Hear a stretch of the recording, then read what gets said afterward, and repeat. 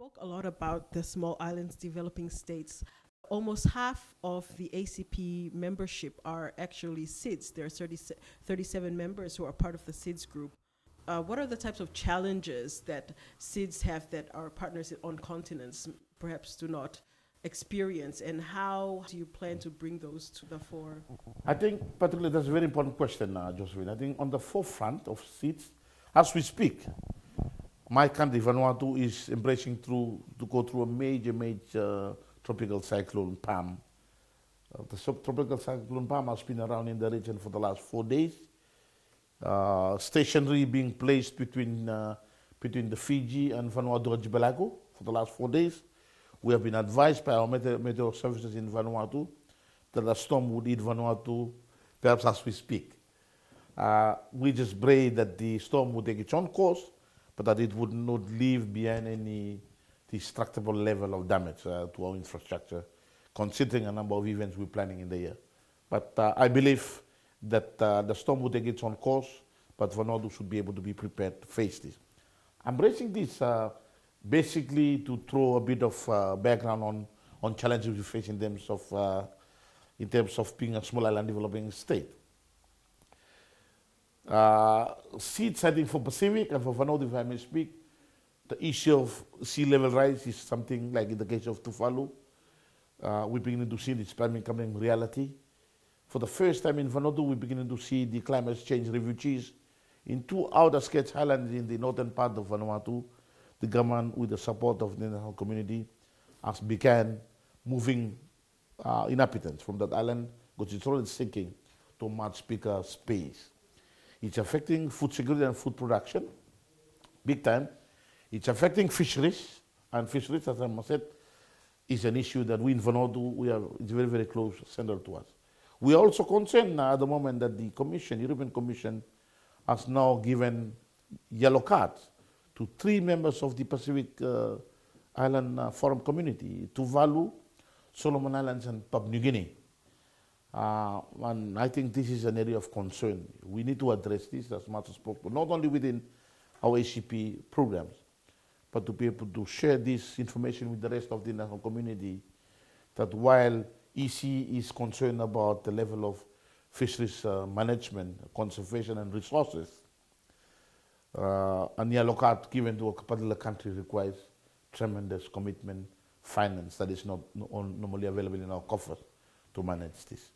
The issue of fisheries and then the other issues, projects that have greater interest to us, like coconuts and like kava, that is something we in Vanuatu are going to be taking to the next board. On coconut, I wanted to confirm through you, with the joint leadership of myself and the Ambassador of Samoa, we have single-handedly nominated the SPC Numea, the Secretary of the Pacific Community, based in Numea, to lead the project.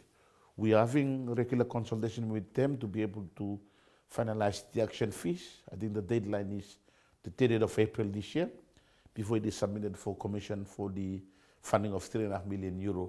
We've identified 2 pilots in Samoa to cover the rest of Polynesia and in Vanuatu for the Malaysian block as a pilot to be able to kickstart the project.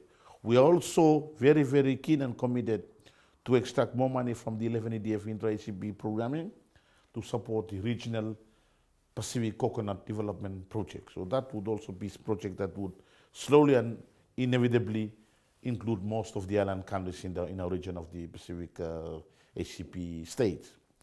On cover, if I can share with you, that is a project I've worked on for 5 years.